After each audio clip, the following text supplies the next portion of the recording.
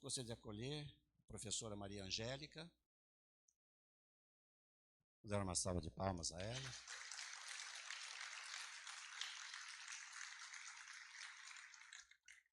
Seja muito bem-vinda e você mesmo se apresente para a turma, Maria Angélica. Boa noite, meu nome é Maria Angélica, eu sou professora de História da Igreja, trabalhei na Faculdade Católica aqui de São José, a Mariane e o... como é que é o seu nome? Foram meus alunos aqui, e dou aula na Faculdade Deoniana, e o Matheus foi meu aluno lá, e dou aula na Faculdade Paulo VI. Eu sou formada em História e fiz mestrado em História Eclesiástica na Pontifícia Universidade Gregoriana de Roma. Isso significa que o meu enfoque é História, não é Teologia, ok? Então, não vão sair daqui dizendo que ela não falou nada de Teologia, porque o meu objetivo é a História. Então, hoje... o padre Toninho, que nos conhecemos desde Roma, diga-se de passagem, faz um tempo, né? 30 anos, mais ou menos, me pediu para falar dos 7 concílios da história da igreja, e na próxima segunda, vamos ver se o pessoal vai gostar e vai vir na próxima segunda, eu me dedico ao concílio de Nicéia. Então, hoje eu vou falar geral, né? A ideia é falar sobre o Concílio de Nicéia, porque esse ano são 1.700 anos do Concílio de Nicéia, que aconteceu no ano de 325, e esse foi o primeiro concílio da história da Igreja. Só que, para falar dos concílios, é necessário contextualizar algumas coisas e explicar o significado de algumas palavras. E algumas coisas que a gente primeiro precisa saber sobre a história da igreja, e os meus ex-alunos sabem disso, é saber onde a igreja surgiu. E para isso a gente precisa conhecer o Império Romano. Aqui eu botei esse outro mapinha para a gente saber onde nós estamos. Nós estamos aqui. O Império Romano abarcou o que é a Europa ocidental e oriental, o Oriente Médio e o norte da África. Essa partezinha amarela aqui. Isso aqui é o Império Romano. Então, a gente primeiro precisa saber que a igreja nasce dentro do Império Romano em um lugarzinho bem pequenininho chamado Palestina, que fica aqui. Aqui, Jesus nasceu, viveu, morreu e ressuscitou. Aqui, depois da ressurreição de Jesus, os amigos de Jesus se reuniram em uma comunidade, que depois saíram de Jerusalém e se espalharam. Mas eu não vou contar essa história porque isso é da outra professora, em outro momento. Mas o que eu quero que vocês entendam? Primeiro, existe o Império Romano. Dentro desse Império Romano, depois a gente vai ver que ele se dividiu em 2. Dentro desse Império Romano, a gente vai ter um imperador, centralização do poder, tudo na mão de uma única pessoa. Aqui outras características. Aí eu botei a Palestina aqui para vocês verem o tamanho. A Palestina é esse roxinho aqui, ó. Tá vendo que é uma coisica dentro do Império Romano, bem pequenininho. Tá bom. Vamos voltar para o Império, por enquanto. A gente tem que lembrar o seguinte, quando a gente fala da igreja hoje, parece que ela sempre foi assim, né? Com toda a organização que tem, toda a hierarquia, tudo sempre foi assim. Não, não foi tudo sempre assim. Quer dizer, a igreja não nasceu pronta. Então, a gente tem que entender que existe um processo de organização que começou ainda no primeiro século, né? E que vai cada vez se organizando mais. Então, primeiro, era uma igreja numa única cidade, Jerusalém. Lá pelas tantas, esses seguidores de Jesus saem de Jerusalém e começam a levar a Boa Nova para outras partes, primeiro só na Palestina, depois chegam na Síria, chegam na atual Turquia, vão se espalhando. Mas pouco a pouco, não é num dia que isso aconteceu, tá? Vai ser pouco a pouco. Quando a gente fala que a igreja vai se organizando, uma coisa que a gente tem que ter presente: a igreja nasce em uma cidade e foi se organizando sempre em cidades, não no campo. O cristianismo é uma religião de cidades. Então, quando eu digo que a igreja vai se organizando, nesse processo de organização, cada cidade vai ter um líder, que hoje a gente chama de bispo. Num primeiro momento, no primeiro século, a gente não sabe bem qual era a nomenclatura. Podia ser que tenha sido anciãos, né? Não está bem claro. Mas no início do segundo século, a gente já tem o termo episcopos. Esse é o líder da comunidade. Então, uma comunidade por cidade, um líder em cada cidade, que é o bispo. Estamos nos organizando, tá bom? E aí, nesse processo, Santo Inácio de Antioquia usa esse termo, monoepiscopado, porque provavelmente antes da ideia de um bispo por cidade tinha mais líderes. Então a gente começa a ter um bispo por cidade no início do segundo século, monoepiscopado. E no início do segundo século, essa ideia de um líder está bem organizada, cada cidade tem o seu líder, que é o bispo, né? E acontece que lá pelas tantas começam a surgir problemas, pessoal. Vocês acham que a igreja primitiva é o exemplo de santidade sem problema? Não, pessoal. Se a gente tem problema hoje, eles também tinham naquela época. Então, as comunidades começam a ter problemas. O que são problemas?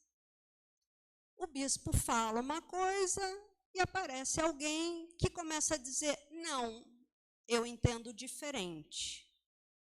A esses que falam diferente daquilo que comumente se acredita, a gente vai usar o termo de dissidentes. A maioria acredita uma coisa: Jesus é filho de Deus. Aí o dissidente diz: não, Jesus é filho de José e Maria. O que pensa diferente. Então, o que vai acontecer? Vai acontecer que, em algumas cidades, em algumas regiões, começaram a ter problemas porque algumas pessoas começaram a pregar coisas que a maioria não acreditava. E os bispos eram responsáveis pelas suas comunidades. E era necessário uma unidade.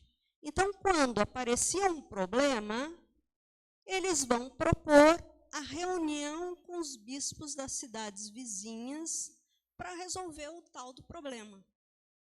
Essa reunião a gente vai chamar de sínodo. Então, aqui já começamos com palavrinhas que a gente precisa saber o significado. Sínodo. A paróquia participou do sínodo da sinodalidade com as perguntas que foram feitas?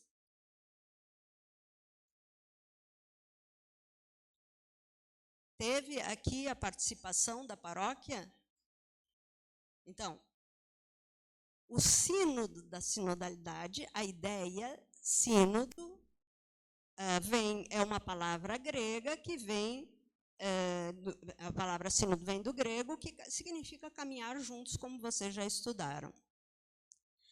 Então, quando se diz caminhar juntos, significa vamos nos reunir para caminhar juntos para resolver um problema. Então, toda assembleia chamada sínodo, sínodo é uma assembleia, uma reunião. Toda assembleia chamada sínodo acontece para resolver um problema. Por que um problema? Porque está acontecendo alguma coisa que está terminando com a unidade da comunidade. Só que o bispo daquela cidade não pode resolver sozinho, então ele chama os bispos das cidades vizinhas. Então, essa reunião de bispos, a gente vai chamar de sínodo. A gente vai ter notícias de sínodos. Antes de continuar, aí vocês vão me perguntar, e o Concílio de Jerusalém?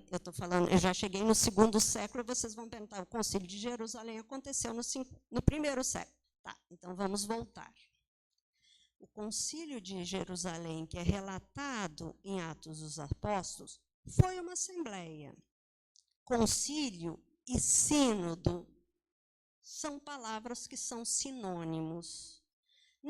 Nesse período da história da igreja, se usa indistintamente as duas palavras para falar de uma reunião, uma assembleia de bispos, que não é de todos os bispos, é daquela região onde tem um problema, porque a reunião é para solucionar o problema. O que aconteceu no Concílio de Jerusalém? Em geral, todo mundo chama concílio. Os meus alunos sabem que eu não gosto muito de chamar Concílio de Jerusalém de concílio, porque, às vezes, as pessoas identificam o Concílio de Jerusalém como o primeiro concílio ecumênico da história da igreja, e eu não quero que vocês fiquem com essa ideia. Mas isso não significa que essa assembleia não tenha tido uma importância. A gente considera o Concílio de Jerusalém a pedra angular para a afirmação de que os sínodos são a forma mais antiga do governo da igreja. Isso é o Papa Francisco que falou. Então, a ideia é o seguinte, o que aconteceu lá em Jerusalém? Todo mundo lembra dessa leitura? Por que eles se reuniram lá? O que estava acontecendo em Antioquia?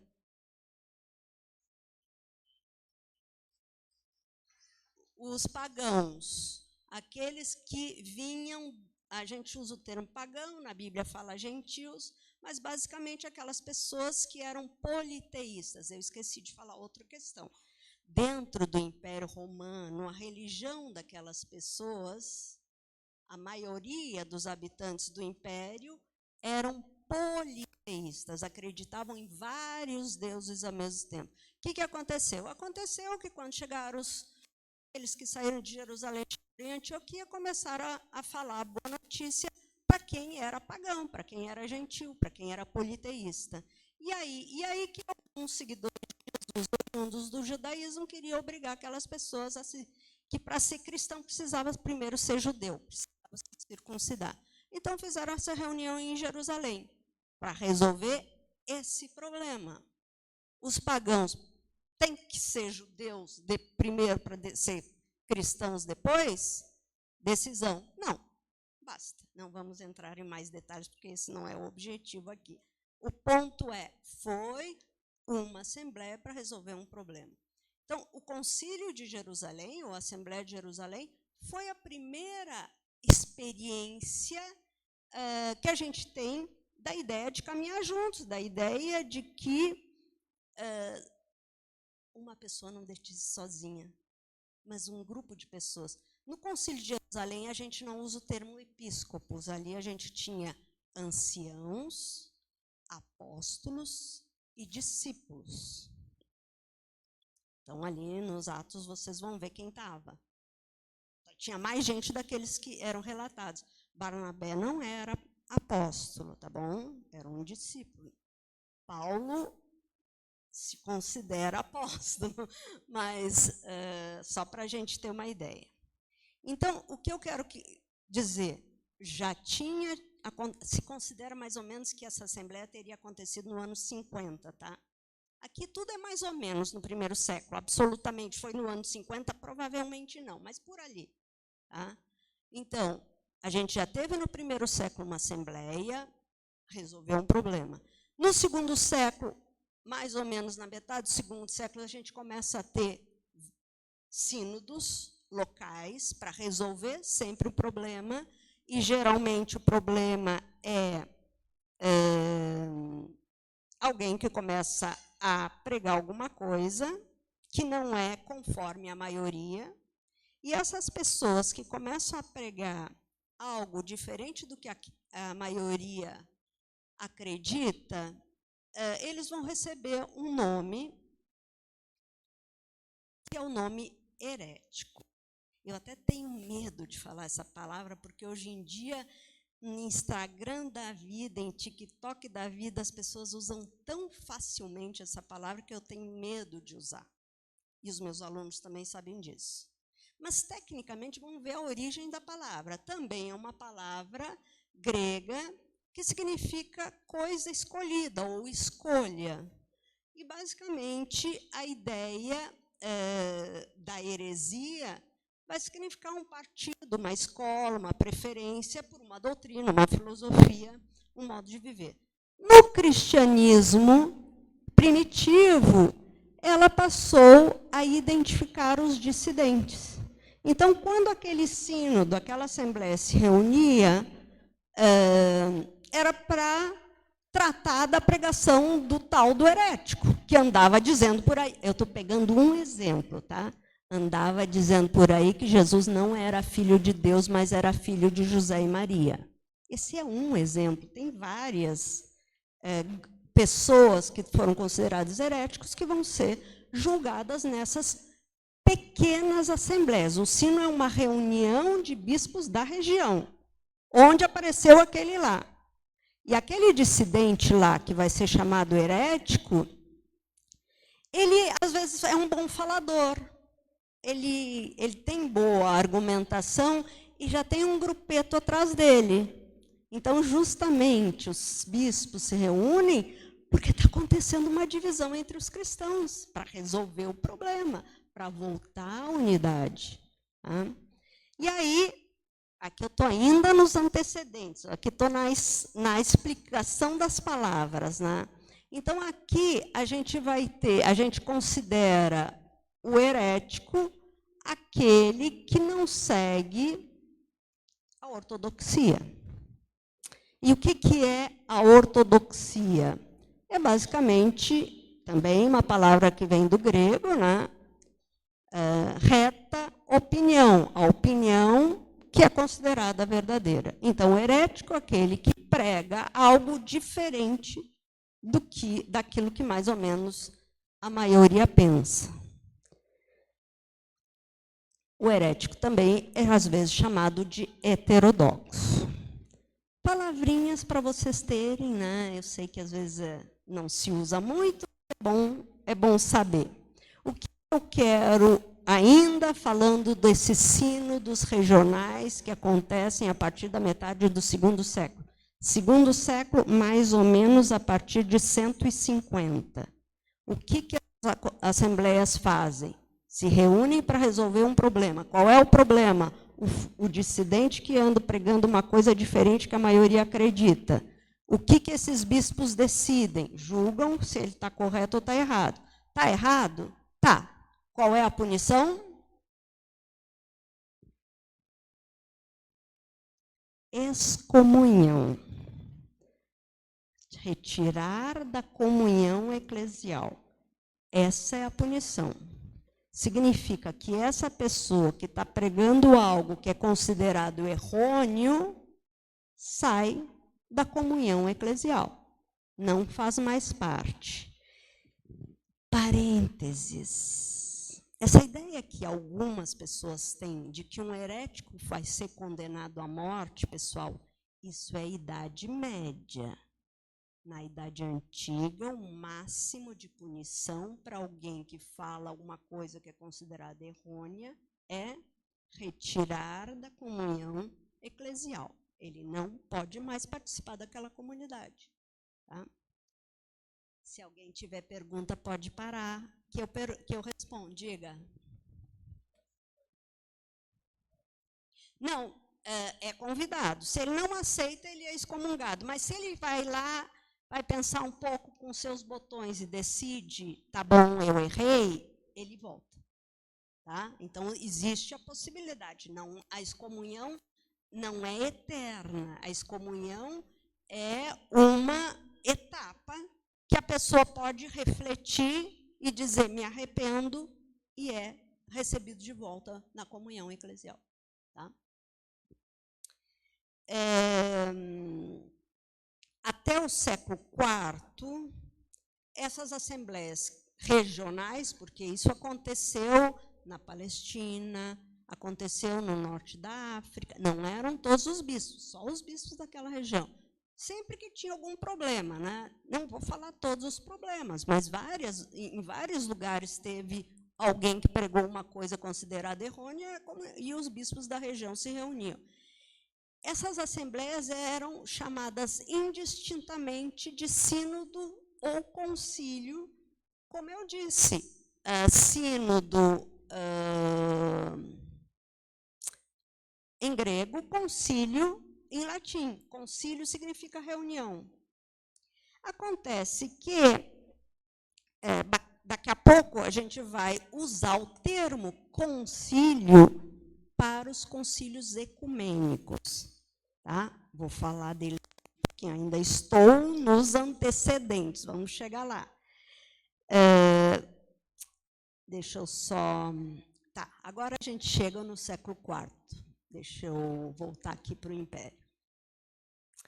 Estão vendo, o Império é uma coisa enorme, né? Às vezes a gente tem umas ideias um pouco atrapalhadas sobre o cristianismo na antiguidade. Uma ideia meio atrapalhada é que os cristãos viviam todos escondidos e que os imperadores não sabiam da existência dele. Não, os imperadores sabiam que os cristãos existiam. Não gostava deles, por quê? Porque o imperador é pagão, o imperador acredita em vários deuses. Alguns imperadores estavam nem aí, tá bom, pode existir. Alguns imperadores disseram assim, não, vocês são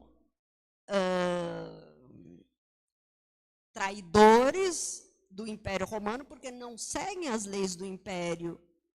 Então, alguns imperadores fizeram perseguições muito sangrentas, particularmente a perseguição do imperador Décio no ano de 250 e a perseguição do imperador Diocleciano no ano 303. Tá? Então, mas a perseguição também não aconteceu todos os anos das vidas de todos os cristãos do primeiro século até o ano 311. Aconteceu em alguns momentos, depois de 250. Antes de 250 eram perseguições localizadas. Em algum lugar acontecia, nos outros lugares não. Em algum lugar acontecia, nos outros lugares não. Bom, por que eu estou falando disso? Porque eu quero chegar no século IV. Tá. Século IV. Quer dizer, a igreja foi se organizando dentro do império desde o primeiro século até o século IV. No século IV, aconteceu, na verdade foi no final do século III, que o imperador resolveu achar que o império era muito grande para ele governar sozinho e resolveu dividir em duas regiões. Isso aqui são dois impérios, isso só vai acontecer no final do século V. No século IV, o imperador, que é o Diocleciano, esse malvadão, que foi o pior de todos os imperadores com relação ao cristianismo, ele resolveu dividir o império em duas partes, Ocidente e Oriente, e botar dois imperadores de um lado e dois do outro, porque era muito grande, ele não conseguia cuidar de todo o território. Mas nesse período, a gente chama de tetrarquia. Isso aqui é um detalhe que não é importante, tá? O governo dos quatro, governo da tetrarquia. Vai ser nessa época que vai aparecer um personagem chamado Constantino. Aqui é o que nos interessa. Constantino era filho de um imperador, eu vou falar mais dele na próxima aula, mas que ele herda, digamos assim, não era para herdar, mas herdou o cargo de imperador do Ocidente, do pai dele, em 306. Entretanto, estava acontecendo a última perseguição do imperador Diocleciano. No ano de 311, acabou as perseguições. O imperador, chamado Galério, diz, acabou, não tem mais perseguição aos cristãos. No ano de 312, começa o processo de aproximação de Constantino ao cristianismo. Vou contar essa história na próxima aula, não vou dar spoiler, tá? Aguardem. Isso aqui é para vocês ficarem com vontade de vir na próxima aula, tá bom? Tá bom, eu vou falar só algumas coisinhas que preciso saber agora. Então, Constantino começa a aproximação ao cristianismo a partir de 312 e vai, nesse processo de aproximação, significa que eles começam a simpatizar. Eu uso esse termo porque a gente não pode pensar que aquilo que aconteceu em 312 significou que Constantino era um cristão completo. Não, ele nem sabia bem o que era o cristianismo. Ele não sabia bem, de tal maneira que ele chamou um bispo para ser o assessor teológico dele, o Ósio de Córdoba, para ajudar ele a entender o que era essa religião. Pessoal, Constantino só vai se batizar algumas semanas antes de morrer em 337. Então, esse processo de aproximação começa em 312 e se conclui com, se a gente pensa que a conversão é o batismo, isso acontece em 337. Tá bom. Mas o que é importante? Teoricamente, Constantino era um imperador do Ocidente, ele vai fazer um acordo com essas alturas de 4 ficou 2, tá? Um no Ocidente e um no Oriente. Ele fez um acordo com esse imperador do Oriente para deixar os cristãos terem liberdade religiosa. Isso aconteceu em 313. O imperador do Oriente se chamava Licínio. Vamos entender, pessoal. Vamos voltar. Onde é que o cristianismo nasceu? Na Palestina. Da Palestina, eles subiram aqui para essa região onde está Damasco, que a gente chama de Síria, até chegar em Antioquia. Aqui eles começam a pregação aos pagãos, vocês já leram isso em Atos. Daqui, Antioquia se tornou um centro missionário, onde aparece o grande Paulo. Paulo é o cara, tá bom? O grande Paulo que começa a evangelizar tudo por aqui. Tá, estou falando isso para dizer o quê? Para dizer que a maioria dos cristãos moram no Oriente. Aí vocês vão dizer, mas Pedro não estava em Roma? Pedro foi para Roma depois de Paulo. Porque Paulo foi levado antes, porque ele foi preso. Pedro foi depois. Tá, aí começa a comunidade romana. Não importa. Tem uma comunidade de cristãos em Roma, no século I, tem uma comunidade de cristãos na Gália, mas numericamente a maioria dos cristãos estão no Oriente. Tá bom, vamos lá para 313. O Licínio e o Constantino fazem um acordo, Edito de Milão, liberdade religiosa aos cristãos. Ok. Constantino interessado a conhecer essa nova fé. Licínio, nem aí. Até que Licínio começou a se afastar daquele acordo e Constantino, então, vai para cima dele. Não vamos discutir se o objetivo dele sempre foi esse, porque isso a gente vai falar na próxima aula. Mas sim, ele foi para cima do Licínio e venceu. Quem é o novo imperador único? Fiz tudo isso para dizer que agora a gente volta a ter um único imperador em todo o império. Ok, agora vamos para o primeiro concílio, tá bom? Fiz toda essa história, isso aqui, ó, meia hora de introdução, tá bom? Para a gente tentar entender o que vem depois. Alguém tem perguntas? Eu fico seca. Bom, acontece que antes de Constantino ser o imperador único, então, antes de 324, ter um problema na igreja de Alexandria. Alexandria, pessoal, é uma importante cidade que fica hoje no Egito. Essa é uma importante cidade porque aqui era onde estavam os caras bem inteligentes, tá? A cultura do cristianismo antigo nasce em Alexandria. Acontece que, mais ou menos em 318, apareceu um dissidente em Alexandria. Ele se chamava Ário. Vou contar essa história em detalhes na próxima aula, mas eu preciso introduzir o tema, porque eu tenho que, ao menos, falar um pouquinho do primeiro concílio, porque o segundo acontece por causa do primeiro, senão não dá para entender nada, tá bom? Mas vamos lá, vamos tentar entender. 318, e aí? Apareceu um presbítero em Alexandria que começou a fazer uma pregação. Ele era um presbítero, era um padre. Começou a fazer a seguinte pregação: só existe um único Deus, Jesus. Jesus é subordinado a Deus. Acontece que a maioria das pessoas já acreditava que Jesus era igual a Deus, consubstancial, da mesma substância divina. E aí Ari começou a dizer que não, que Jesus estava abaixo de Deus. Jesus era a melhor de todas as criaturas, mas não era como Deus. Essa pregação começou em 318. Quem era o imperador do Oriente em 318? Licínio. Então, Licínio estava nem aí para esse problema interno da comunidade, não é problema meu. Quem resolvia o problema? O bispo de Alexandria, chamava Alexandre de Alexandria.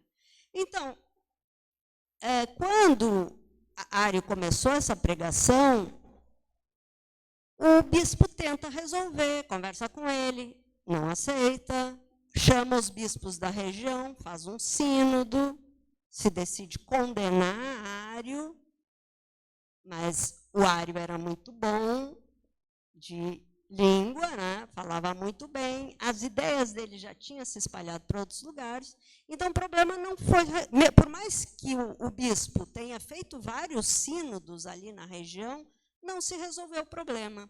E aí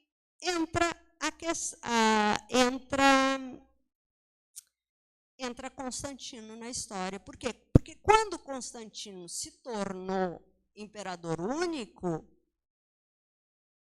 ele quer resolver o problema. E aí, pessoal, vamos entender. Vocês viram que eu não falei de Papa nenhuma vez até agora, né? Vocês estão incomodados com isso, não é mesmo? Tá bom, então vamos explicar. Por que eu não falei Papa até agora? Porque vocês têm que entender que Papa era o bispo de Roma. O problema era na igreja de Alexandria. O bispo de Roma não tem nada a ver com aquela igreja. O bispo de Alexandria tentou. Resolveu? Não resolveu. Constantino se tornou imperador. A cabeça de Constantino é igualzinha dos imperadores anteriores. Por que os imperadores anteriores perseguiam os cristãos?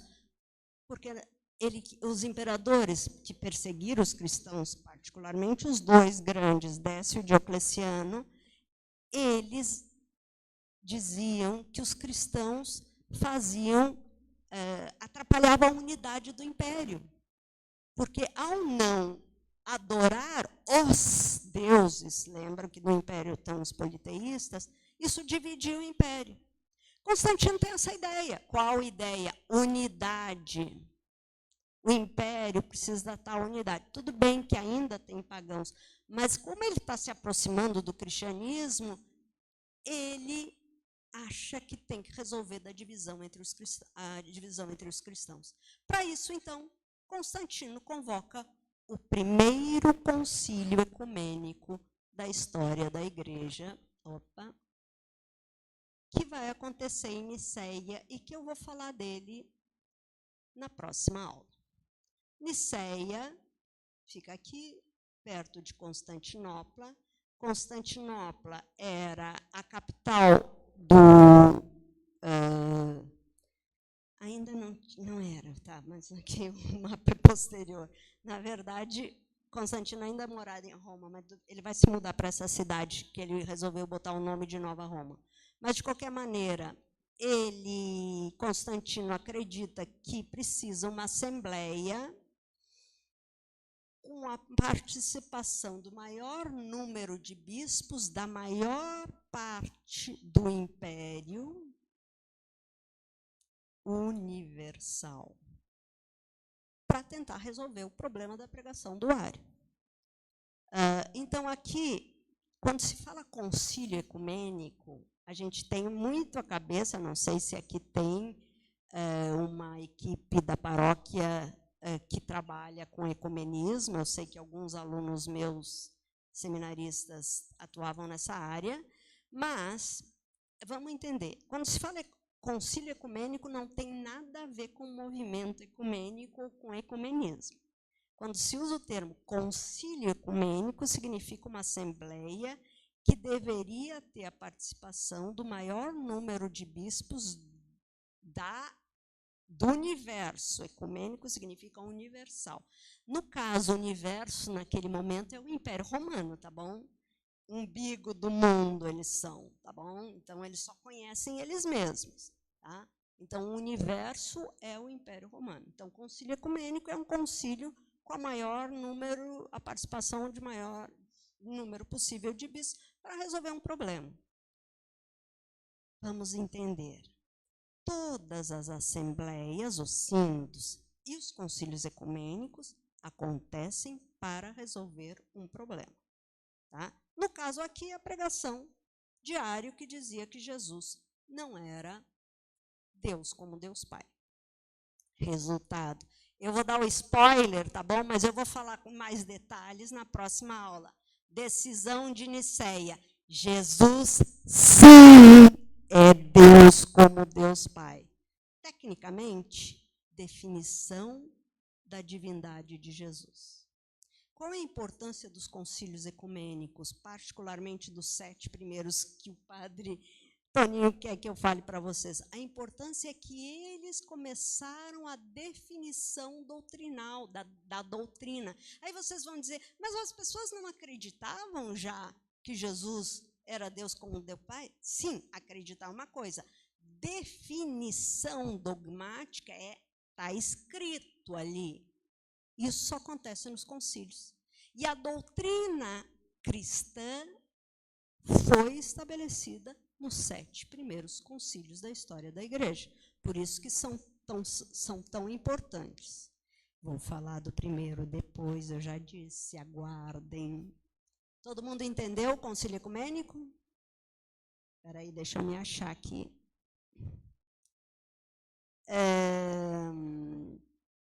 Então, esses são os 7 primeiros concílios. Tá? De novo, repetindo, todos os 7 concílios ecumênicos aconteceram para resolver um problema, tá? Que estava acontecendo em determinado período. Tá? E como sínodos. Só que aqui, nos ecumênicos, foram estabelecidas a doutrina cristã. Pessoal, estou usando o termo cristão, não estou usando o termo católico, tá bom? Eu sublinho sempre para os meus alunos que quando a gente usa o termo católico, a gente já está falando de uma divisão. Quando a gente quer falar de todos, a gente tem que usar cristãos. Todos somos cristãos. Nós somos cristãos católicos, tem os cristãos ortodoxos, tem os cristãos coptas, tem os cristãos metodistas, tem os cristãos luteranos. Todos são. Enquanto não tem divisão, a gente usa o termo cristão. Tanto é que quase todas as igrejas cristãs seguem os 7 primeiros concílios ecumênicos. Tá? Quase todas. Vamos voltar à coisa do Papa e do Imperador. Eu já disse para vocês que o Papa é o bispo de Roma, todo mundo sabe. Quem convoca os concílios? Na verdade, os 8 primeiros concílios ecumênicos foram convocados pelos imperadores. Aí vocês vão dizer, e o Papa? É o bispo de Roma. Os 8 primeiros concílios da história da igreja aconteceram na parte oriental do império. Mas, isso eu não quero dizer que ele não tem importância. Em todos os concílios ecumênicos, o Papa mandou representante. 2 ou 3 ou 4 ou 5. Tá? E para que um concílio seja considerado ecumênico, o Papa tem que assinar embaixo que ele está concordando. Nunca esteve presente, mas sempre soube o que foi aprovado. Alguns dos concílios aconteceram por sugestão do bispo de Roma. Vamos até ver aqui. Mas a convocação é sempre dos imperadores. Qual é a preocupação dos imperadores?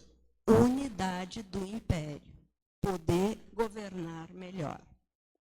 Antes de falar dos concílios ecumênicos, eu só quero que vocês... Outra coisa que às vezes a gente tem colada na cabeça é a ideia que foi Constantino que tornou o cristianismo religião oficial. Não é, tá bom? Já vieram me trazer o livro do padre Fábio de Mello para dizer a página que ele falou isso. Tá, ele quis dizer que o imperador começou a aproximação do cristianismo. Mas religião oficial, quando a gente diz religião oficial igual a só pode ter cristão. Com Constantino podia ter cristão, podia ter pagão, podia ter religiões mistéricas, podia... Tudo bem, o imperador simpatizava com o cristianismo, mas as outras ainda tinham liberdade de existência. Quando é que o cristianismo se torna religião oficial? Nenhuma outra, nem as heresias, têm liberdade pública. 380, com o imperador Teodósio I. Então, não foi com Constantino. Eu não estou desmerecendo a importância de Constantino. Óbvio que ele é importante, porque ele começou a aproximação. Mas, tecnicamente falando, o cristianismo só se torna religião oficial com o imperador Teodósio. Ok? Sim. Essa ideia filosófica que você falou, tem alguém que tinha uma ideia, não é bem filosófica, mas tinha uma ideia. Quando que ela passava a ser importante a ponto de reunir os bispos? Quando o cara tem muitos seguidores. Tá? Algumas se tornaram igrejas paralelas, cismáticas. A gente não vai falar aqui, tá? Mas chegou a funcionar até o sexto, para te dizer. Então, quando o dissidente, o herético, tem muita gente seguindo, é um perigo. Está entendendo? Não é a maioria, mas já tem bastante gente. Aí os bispos dizem, a gente tem que fazer alguma coisa, vamos nos reunir. No caso do Ário, por que Ário, o imperador quis fazer uma assembleia grande? Porque o Ário era um intelectual. Ele tinha estudado na escola de Alexandria e ele tinha colegas que estudaram com ele em outras regiões do império. Então, ele já começou a mandar as ideias dele para outras regiões. Aí o imperador disse, está se espalhando, não é mesmo? Temos que botar fim. Não foi imediato o fim, mas isso é a próxima aula, tá bom? Alguém se perdeu na viagem? Tudo claro como a luz do sol?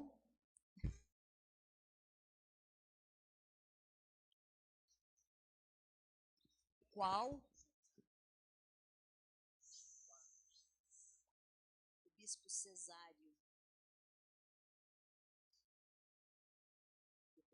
Olha procura e me traz o nome certinho, tá? Pode ser Basílio de Cesareia. Era Basílio de Cesareia?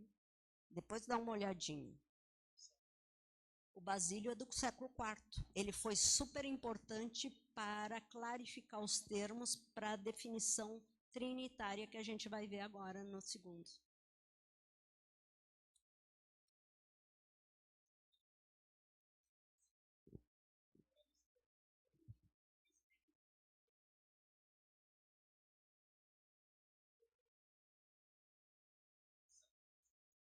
Não necessariamente. No caso do Ário, ele era um presbítero, mas a gente vai ter... Marcião era um leigo, Montano era um leigo, esses que são famosos heréticos. O Marcião fundou uma comunidade chamada Marcionita. O Montano criou uma comunidade chamada montanista. Eles não eram presbíteros. Se o herético tinha que ser presbítero. No caso do Ário, ele era um presbítero, mas Montano e Marcião não eram. Tá? Então, indistintamente. Certo? Agora, vamos ver os 7 concílios, finalmente? Então, esses são os 7 primeiros concílios da história da igreja. O primeiro a gente vai falar com mais calma na próxima aula, mas eu tenho que colocar ele aqui, por quê? Porque o segundo é um complemento do primeiro.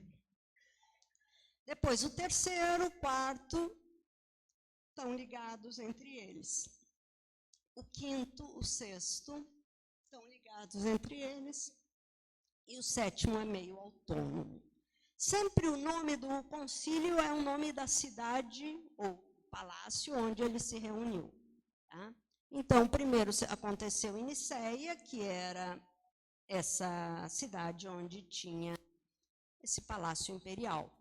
Constantino convidou ele para o palácio dele. Constantino, que foi o presidente do concílio. Mas não, Constantino não debateu.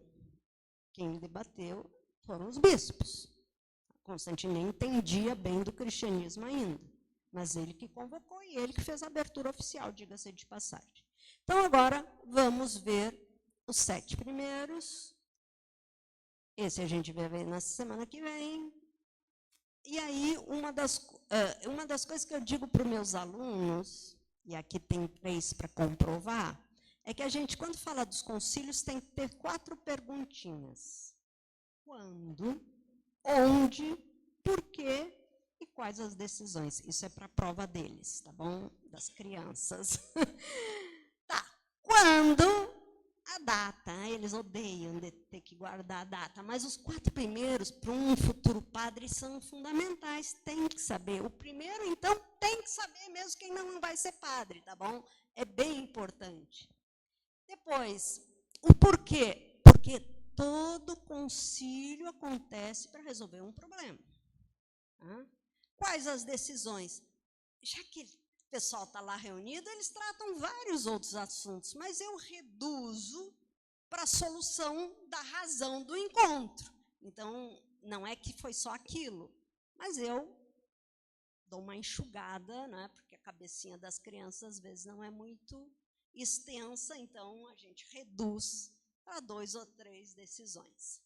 Então, vamos só lembrar, eu disse que eu vou falar do primeiro concílio na semana que vem, mas uma coisa que é importante a gente ter presente é que lá foi definida a divindade de Jesus, e para defender a divindade de Jesus se usou uma palavrinha grega, que é a palavra homoousios, que significa, em português, consubstancial, para dizer que o Filho é da mesma substância divina que o Pai, que basicamente significa a definição da divindade de Jesus.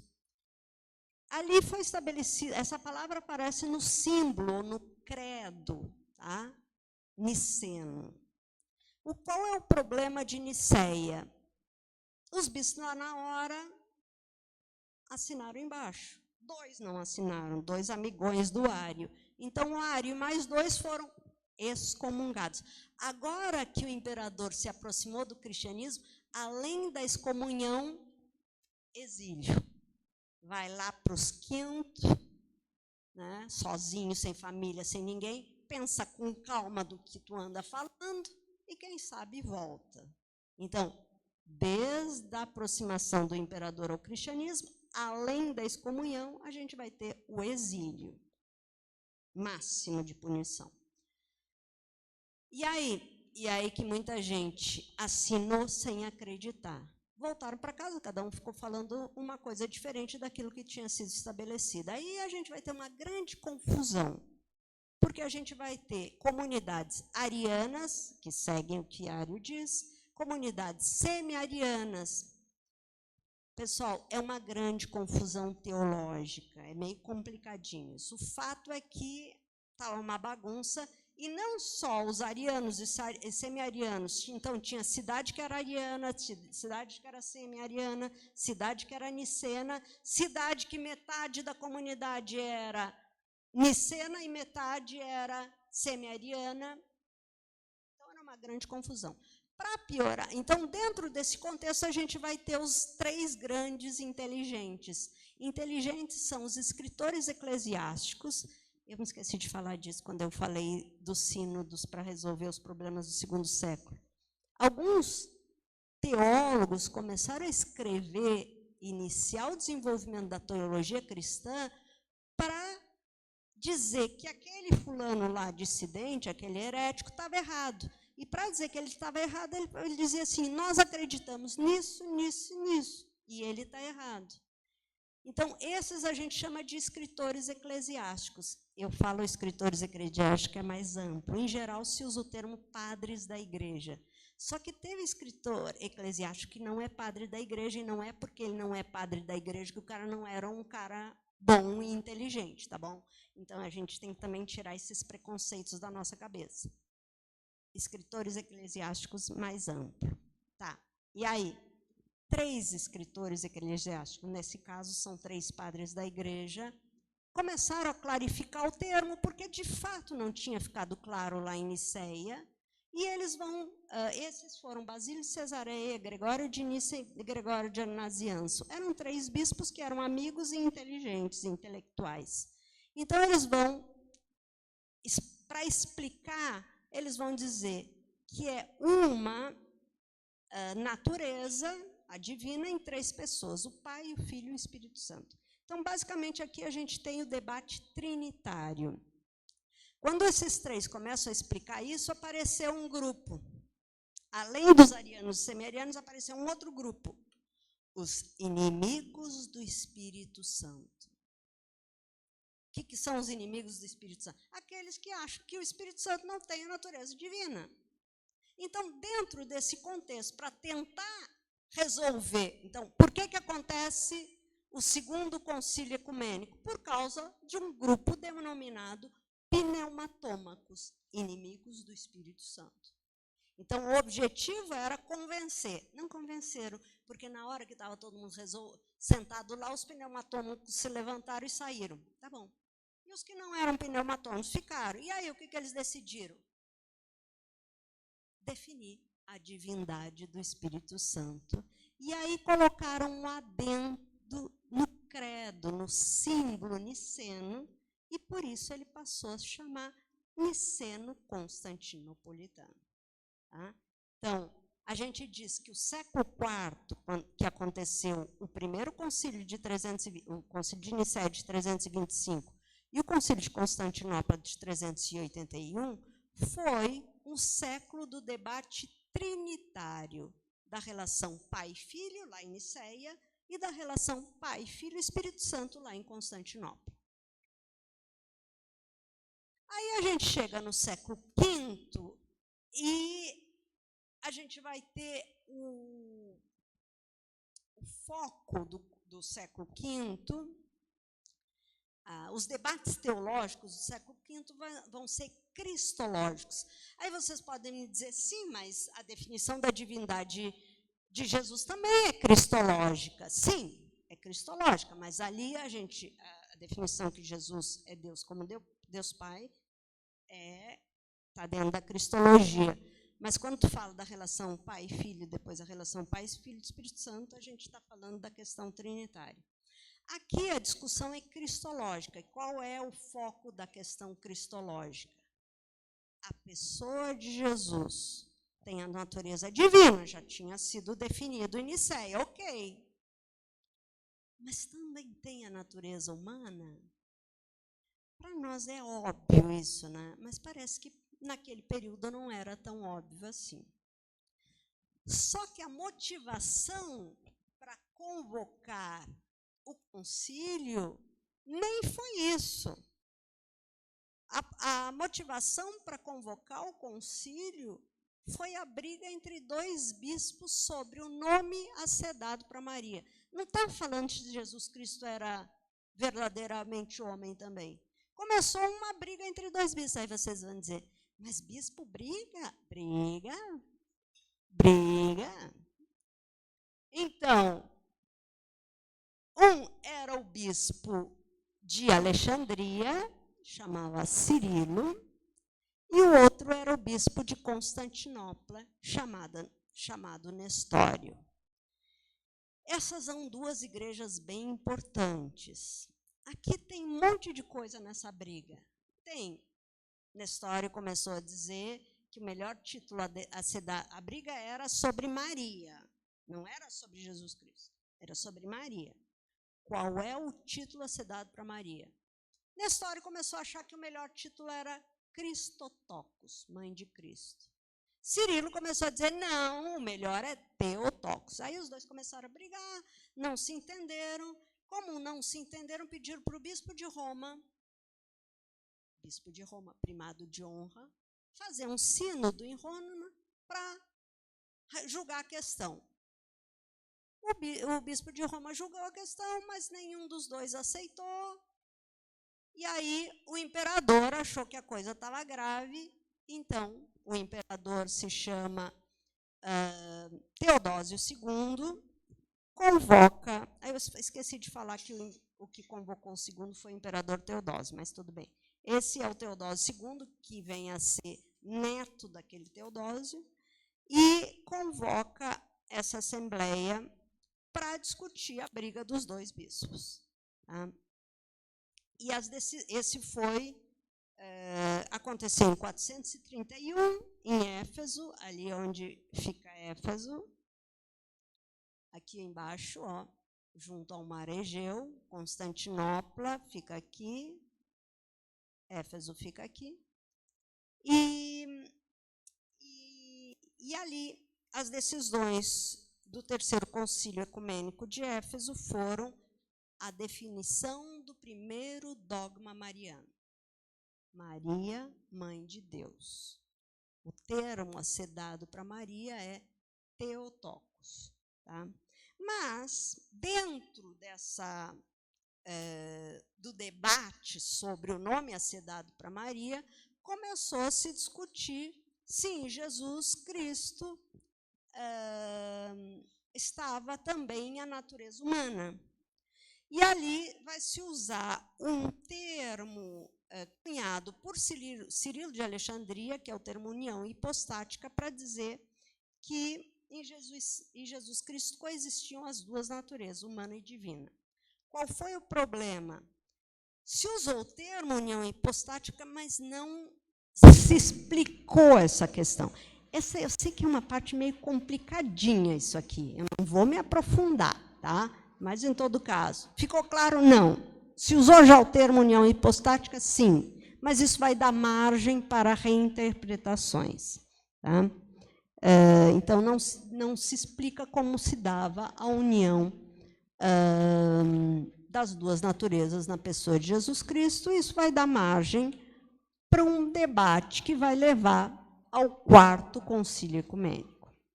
Então, antes de falar do quarto, o terceiro aconteceu em 431, o quarto em 451.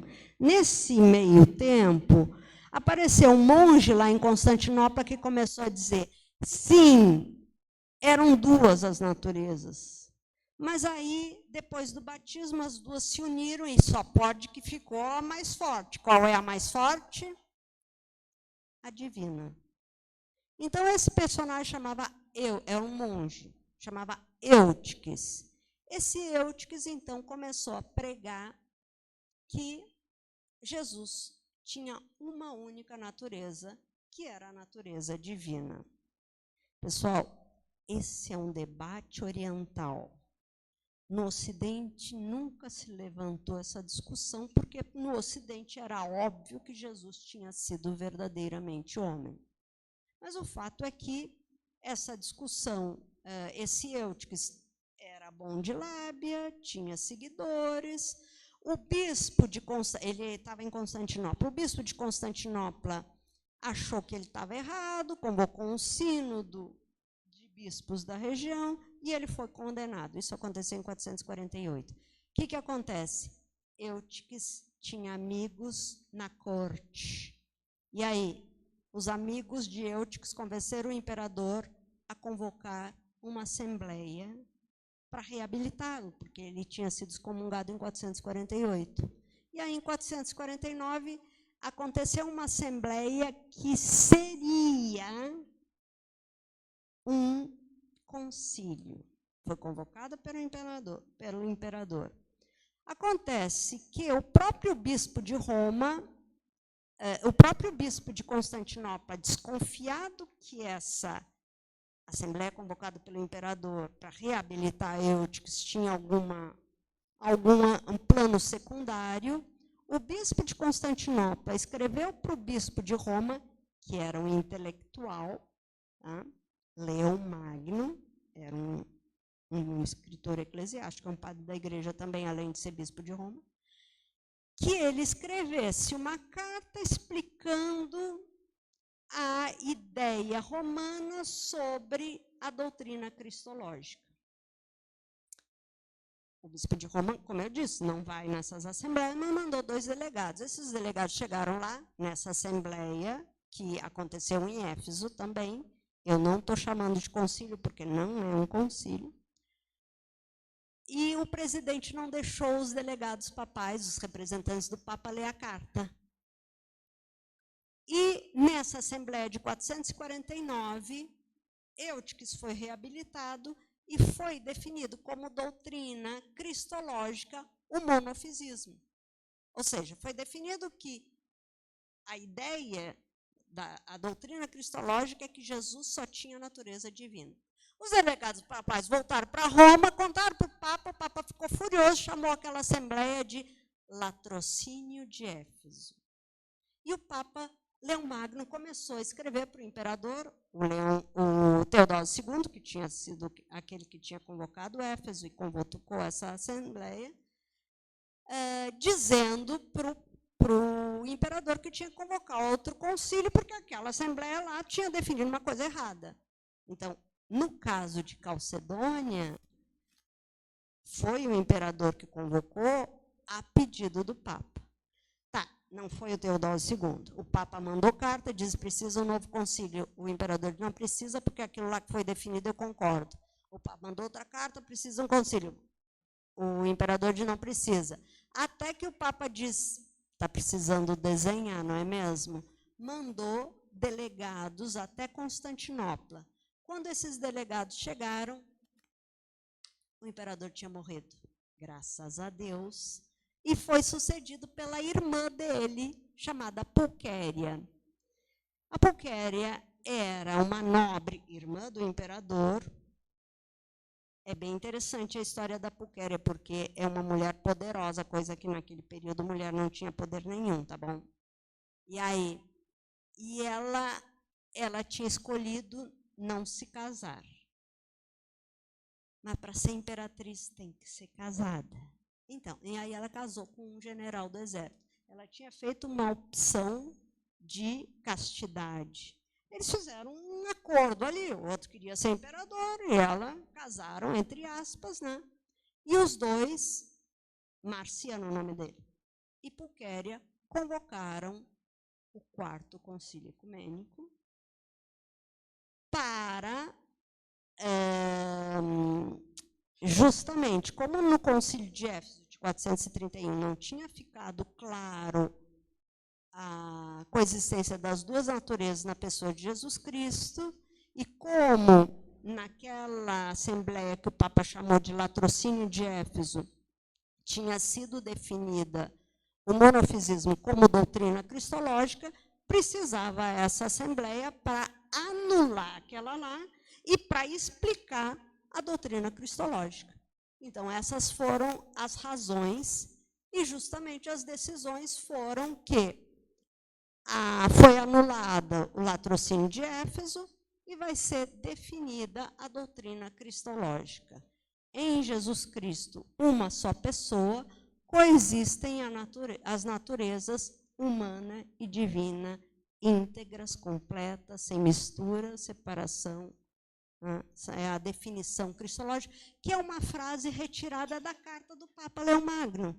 Então, aqui, essa coisa, né? Mas tudo acontece no Oriente, mas no Concílio de Calcedônia foi usado o documento do Papa Leão Magno, que vai ajudar na definição cristológica, foi retirada a frase dali.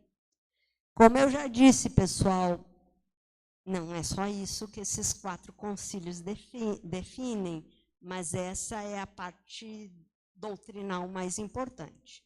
Primeiro concílio, definição da divindade de Jesus. Segundo concílio, definição da divindade do Espírito Santo. Terceiro concílio, primeiro dogma mariano, Maria, Mãe de Deus.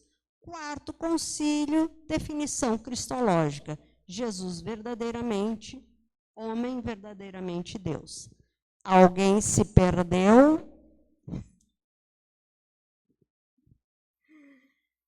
Bom, agora a gente começa a ter problemas.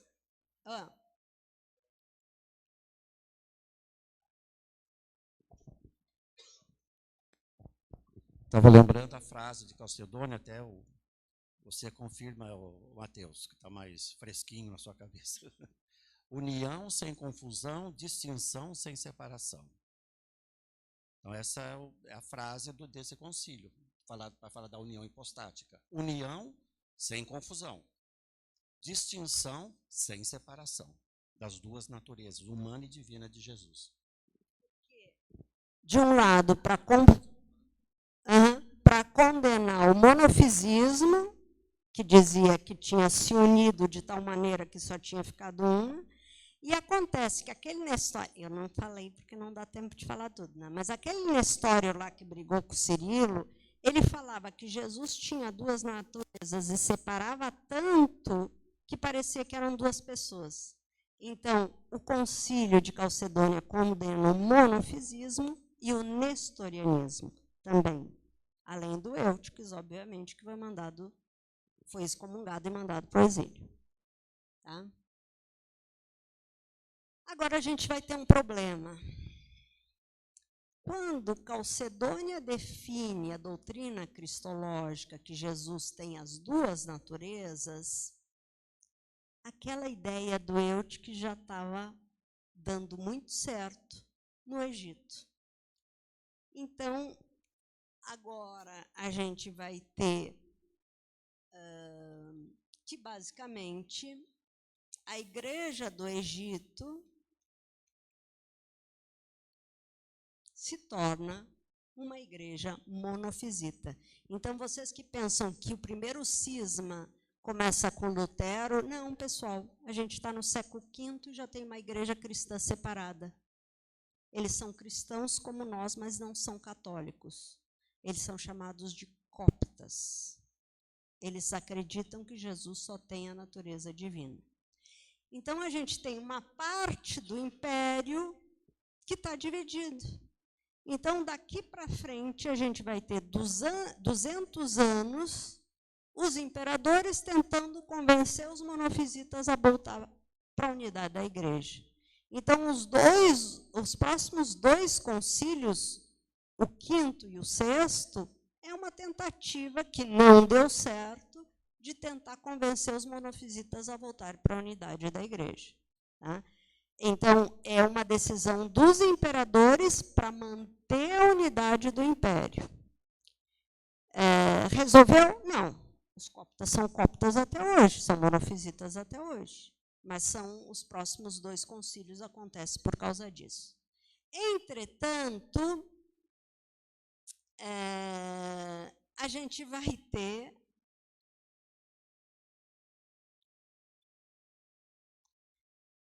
a queda do Império Romano do Ocidente.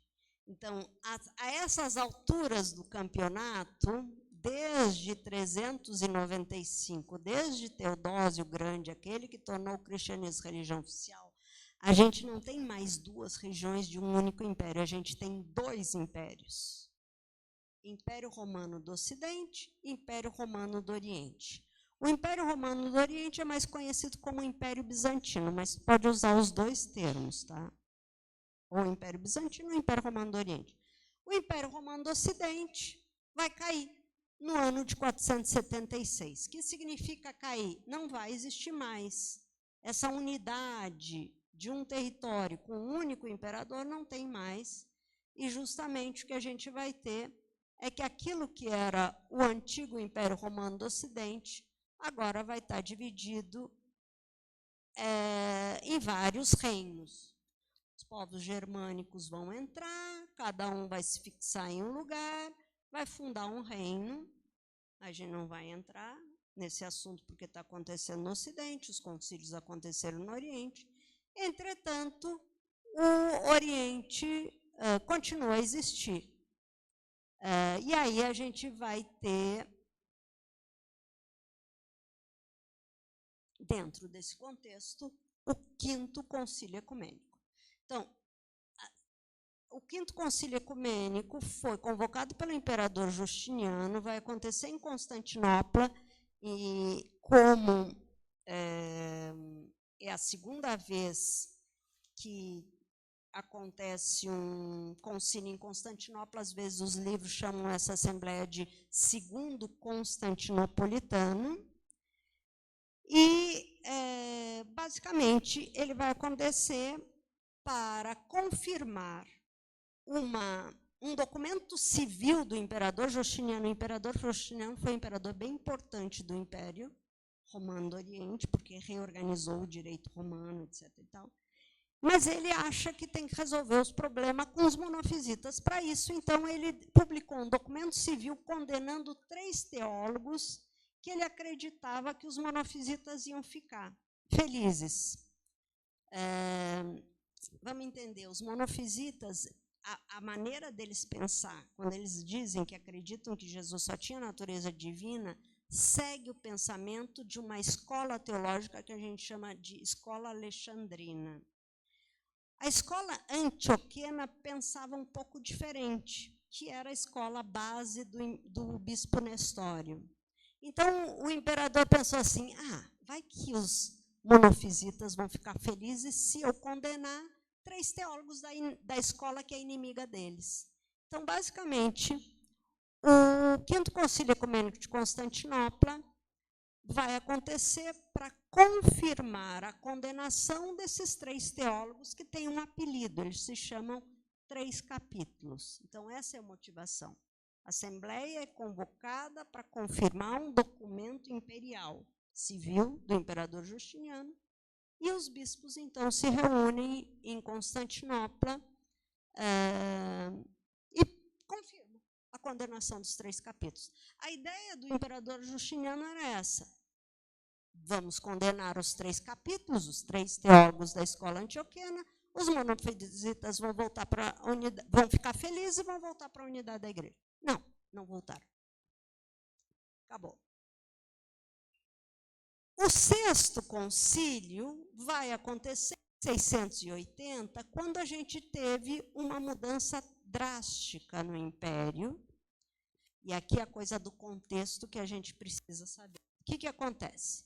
Acontece que, em 632, surgiu um personagem na Arábia chamado Maomé. Esse Maomé vai fundar uma nova religião chamada religião muçulmana, ou islamismo.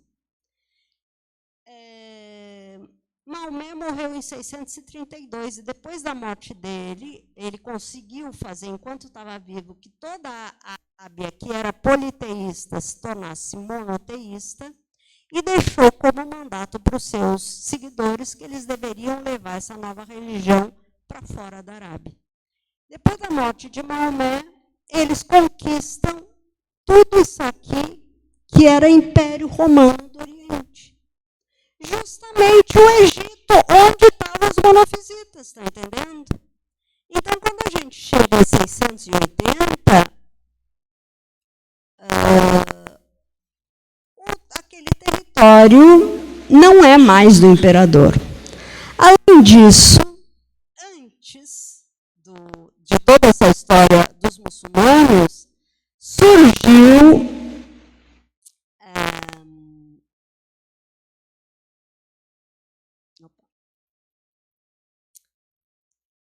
uma outra tentativa de tentar trazer os monofisitas para a unidade da igreja.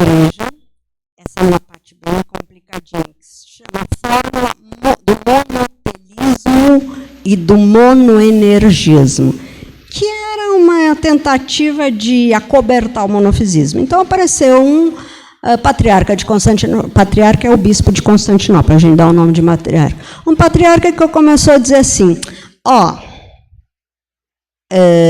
ele não está falando de que Jesus tem a natureza só divina, ele está dizendo que Jesus age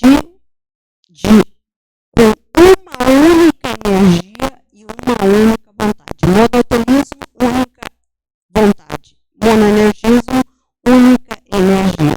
Então, esse bispo de Constantinopla criou essa fórmula para mostrar para os monofisitas, para eles voltarem para a unidade. E aí eles voltaram.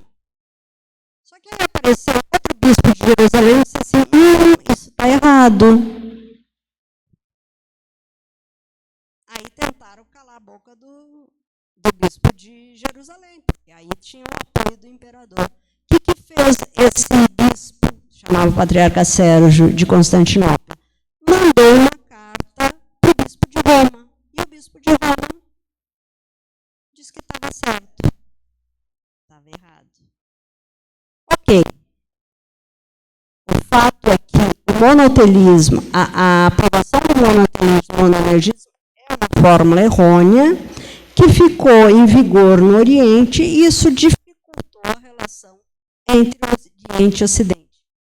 Por que isso é importante? A essas alturas do campeonato, é muita coisa para falar em pouco tempo, mas tudo bem. Às vezes as coisas não ficam muito claras, mas só para vocês entenderem. Nós estamos ali no século VII, e essas alturas, desde o imperador Justiniano, lembra, o Império Romano do Ocidente caiu em 476. Desde o século VI, Justiniano tinha conquistado Roma. Então, Roma e a Península Itálica fazem parte, no século VI e VII, do Império Romano do Oriente. Tá. Aí surgiu aquela forma monotelética. O bispo de Roma diz o seguinte, que veio depois do Honório, disse, está errado, brigaram, o Papa foi preso, morreu, aí chegou em 680, o imperador disse, já não era mais território dele em 680. Em 680,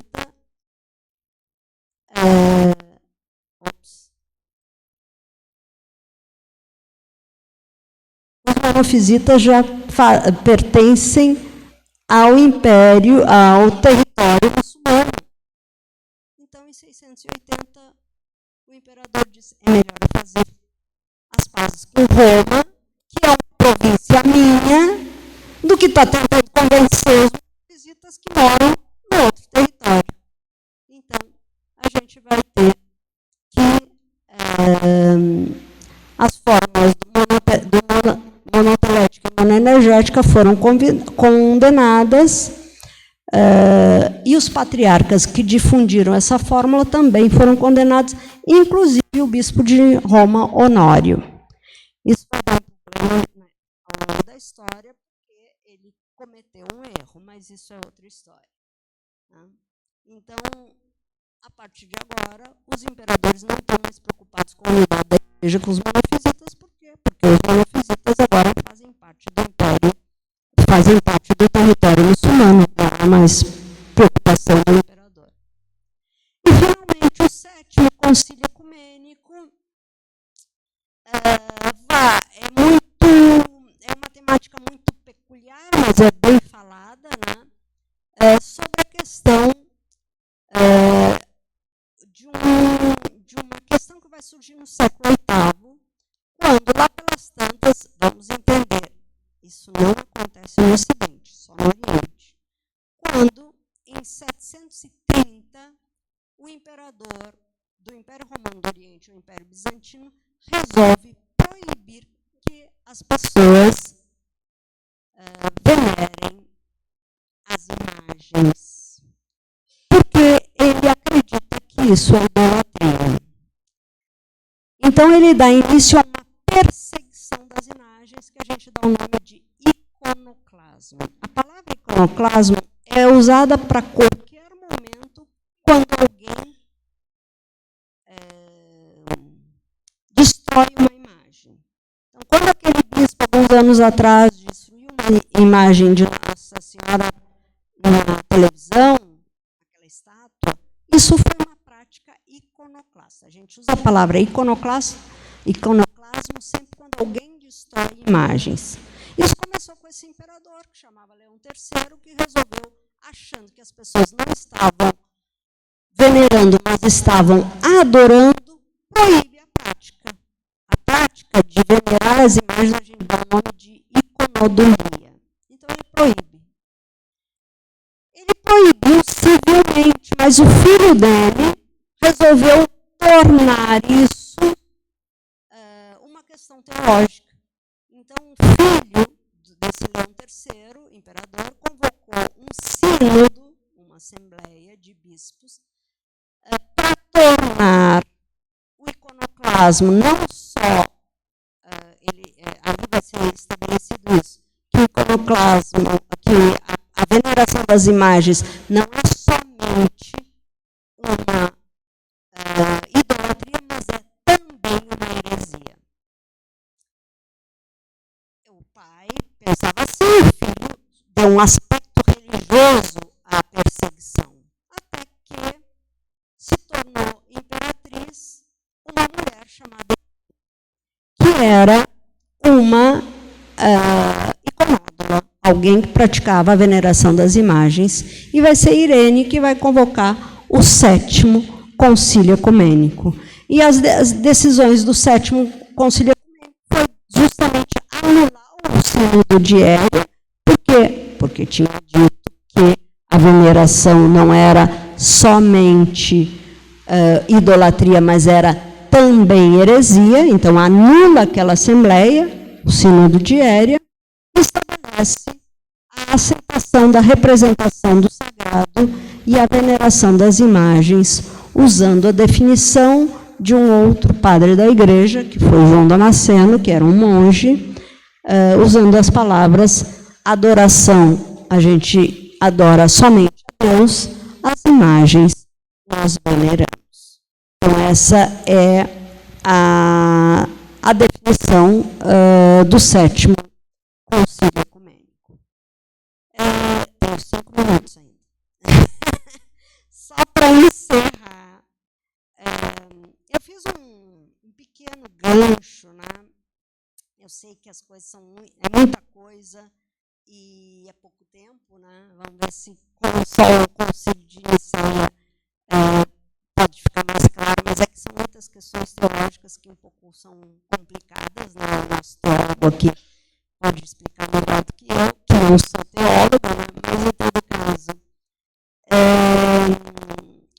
O Padre também falou que o Papa Francisco quer que se celebre os 1700 anos do Concílio de Nicéia, pela importância dessa assembleia, mas também a gente tem que relacionar a ideia, né, que se tem do sínodo, uma assembleia que existe para caminhar juntos para resolver um problema, e que o Papa Francisco insiste muito, desde que ele começou a falar da sinodalidade,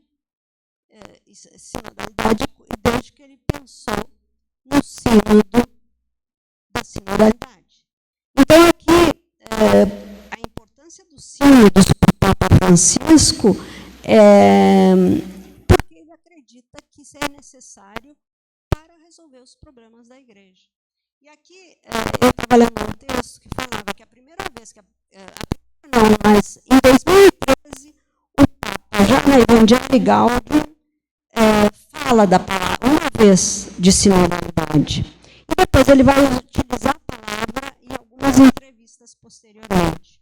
Mas vai ser em 2015, no Sínodo da Família, quando se comemora o aniversário de 50 anos da instituição do Sínodo dos Bispos pelo Papa Paulo VI, é que nesse discurso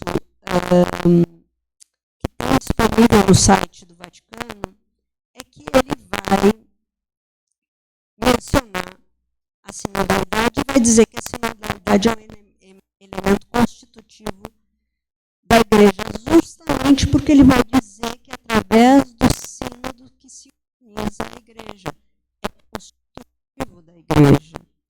Então, ele diz que os sínodos são essencialmente um modo de governança colegial. Nós vimos, né, os se reúnem para resolver o problema. É a forma de governo. E um pouco é o sonho que o Papa tem. E ele vai ressurgir usando o termo sinodalidade, mas com o gancho de um termo usado no Concílio Vaticano II, que foi o termo colegialidade. E aqui a ideia, basicamente, é a colegialidade da relação dos bispos com o Papa, mas também colegialidade na relação dos padres com o bispo e entre os padres e o seu povo. Então, a ideia é que a sinodalidade não é só dos bispos, mas é de toda a igreja. Tá bom? Espero que tenha ajudado. Eu sei que foi meio rápido, mas, em todo caso, tentarei preencher as lacunas na próxima aula. Se alguém digerir durante a semana e surgir alguma dúvida, anote e traga na semana que vem. Tá bom? Obrigada.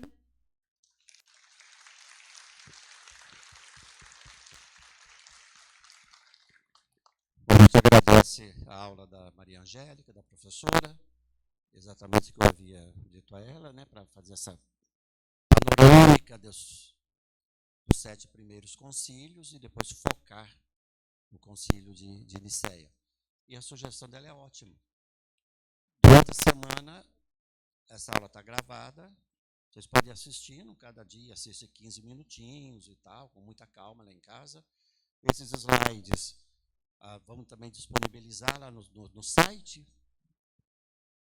No site, que a nossa paróquia tem um site agora. Então, no site, os slides, vocês podem também baixar os slides e vendo.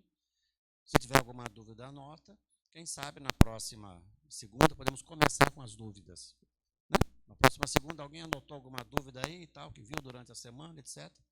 Aí, se ninguém tiver nenhuma dúvida, já entra com a aula sobre o concílio. Caso tenha alguma dúvida, ela esclarece. Tá bom? Então, professora, muito obrigado por enquanto. Semana que vem esperamos mais. Salve de palmas de novo para ela.